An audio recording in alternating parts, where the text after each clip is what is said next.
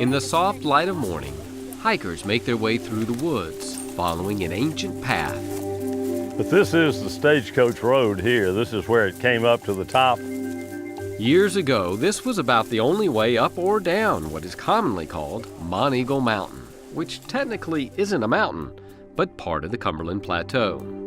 Mr. Harbarger ran this road as a toll road from probably the 1840s till the 1870s. Bringing a stagecoach or something like that up this mountain would be a pretty arduous task, but there just weren't any other roads. Today, the old Stagecoach Road is paved with pedals. Tons and tons of Dutchman britches. They're out from top to bottom. We normally see 3 trilliums here: the cuneatum, the grandiflora, the large flowered, and the red trillium, but the southern red is the last one to bloom. Hike leader Jim Poteet never tires of talking flowers. This bank has some saxifrage on it, but it's not beginning to bloom. We got some chickweed down there. I just love the outdoors and love sharing what little bit I know about it. I'm not a botanist by training or anything. I just enjoy being out, enjoy hiking, and enjoy the wildflowers, and like to share it. This right here is one of our trilliums.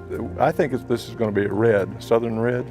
Oh, really? While Jim points out wildflowers, Bluet. These little blue ones, they're one of the first flowers to come out in the spring. Now, the saxifrage is this right here. his wife Marietta does the same, miles away at the Sewanee Natural Bridge. You can see the iron, you can see where the water has dug out holes, and it's just fascinating through here. You can see the white lichen on the rock, and that also helps erode the rock. Jim and Marietta moved here from Hendersonville when they retired.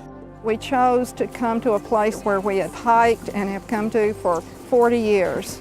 This is a special place to us, so to be able to share this and tell other people what a wonderful place this is, the flowers, the trees, the mindset of conservation is extremely special to me. That special place is South Cumberland, Tennessee's largest wilderness state park. And the people they're sharing it with have come from all over to enjoy Trails and Trilliums, a 3-day festival celebrating the wild wonders found here. Right here is your filmy fern, and this is one of the few places that it grows. It is extremely rare. You can almost see through it. Does anybody know what the Tennessee bicentennial tree is? It's something called yellowwood. It has a trunk that has character. We're very focused on getting everybody into the park. Lots of short trips, and we provide van transportation and wonderful guides so that people who had never been to Natural Bridge or Fiery Gizzard or Stone Door would get an opportunity to do that. Linda Berry drove up all the way from Huntsville, Alabama. It's just so beautiful. Everywhere you look, there seems to be something blooming. You can't walk a step hardly without seeing something. It's waxier. It's evergreen. Linda started spending time in the woods when she was a little girl and never stopped. I've hiked in every state in the United States. People are always saying to me, "Oh, you're hiking here and hiking there." I said, I think maybe a stroll is a better way to say what I actually do in the woods, because you see so much if you're just ambling along and taking your time. It's just the color. While hiking certainly is a big part of Trails and Trilliums, it's not the only thing. Whether old or young, there's something here for everyone. From picnics with Davy Crockett and Teddy Roosevelt to native plants and art for the park, there's lots to see and do on the grounds of the Monteagle Sunday School Assembly, which hosts the annual event. We've got beautiful, fine artwork, and we have vendors as well selling all kinds of crafts. We have workshops and lectures, talks about various things that are going on. We've got children's activities.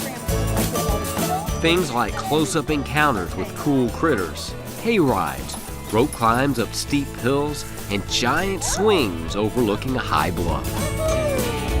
People that grow up around here, they're used to the woods, but not necessarily so if you grow up in Nashville or Memphis or a larger city. So this event kind of opens up new things to kids, especially who grew up in a more urban environment. It was a bit scary, but I was just like relaxing, feeling the air, It was really nice. The greatest favor that our adults can do for the future of this republic is to take their children and their grandchildren not only out to parks are important, but out into the wild places of the parks.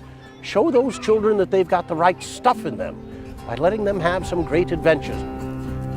These children are the ones that are going to inherit these parks, and we want to get them started early caring about the critters and the land here. Trails and Trilliums is a major fundraiser for the Friends of South Cumberland, one of Tennessee's leading land preservation and conservation groups. But more important than raising money is raising awareness of the importance of nature to people and people to nature. Our environment, goodness, it's all we've got. So it's very important, I think, to share flowers and trees and water, just the whole spectrum of our natural world, to make people aware of where they're living and what's out there for them. What's out there is a world of wonder, waiting to be experienced and needing our care, even at places like South Cumberland State Park. It's so important that we all become involved with our parks, that the parks have the support of people. The parks are ours. They're a place where you and I and our friends and everybody and their children can get out and really enjoy nature. The more people we can interest in the Friends of the Park, the more people I think we can interest in conservation of these really special places. Places where we can all hike the trails and see the Trilliums for many years to come. I'm Ken Tucker on the Wild Side.